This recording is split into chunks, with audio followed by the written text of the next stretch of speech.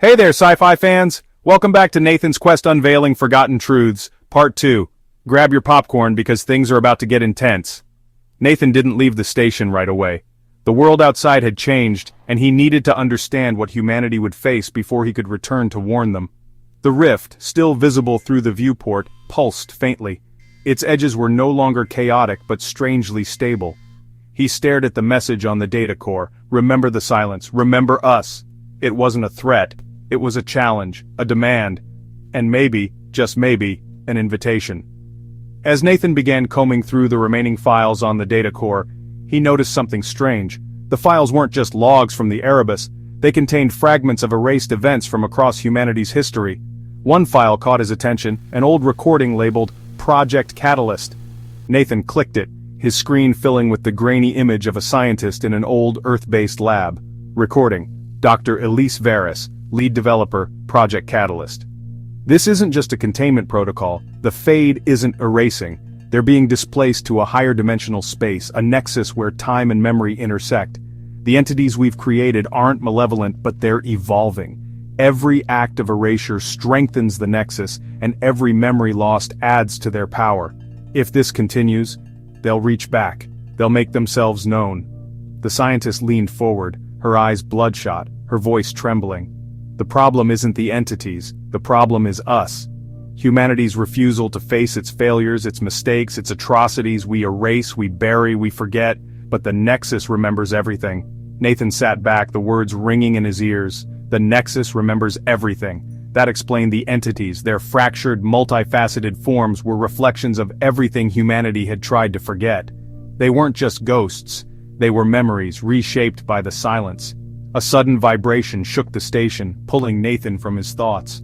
The consoles around him blinked erratically and a deep, resonating hum filled the room. He turned toward the viewport and froze. The rift wasn't stable, it was expanding again, its faint light casting strange, rippling shadows across the station's walls. This time, however, the entities didn't emerge in their chaotic forms.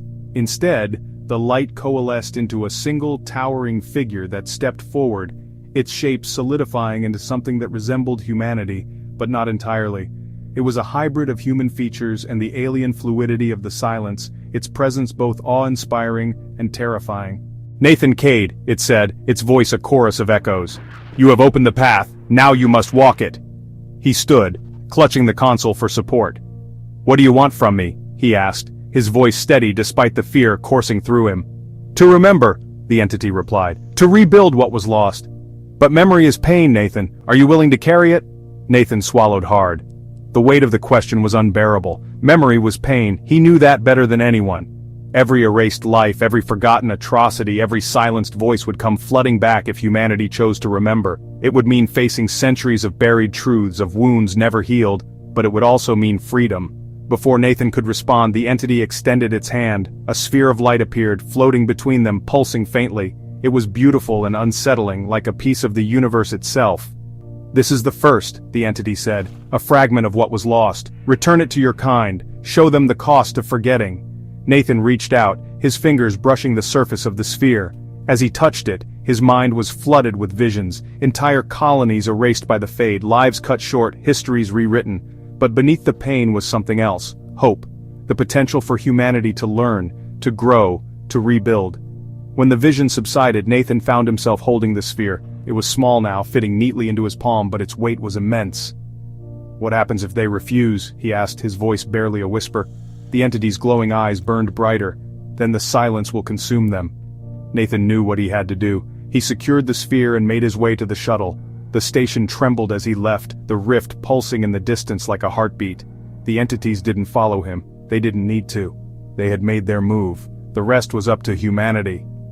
As the shuttle detached and began its journey back to the nearest colony, Nathan stared at the sphere, its faint glow illuminating the cockpit. He didn't know how the colonies would react, or if they'd even believe him, but he knew one thing: the age of forgetting was over. Humanity would have to face its mistakes, its failures, and its truths. The silence had returned, and with it, the weight of memory. When Nathan arrived at the colony, he was greeted with confusion and suspicion. But as he stepped forward and held up the glowing sphere, the world seemed to change.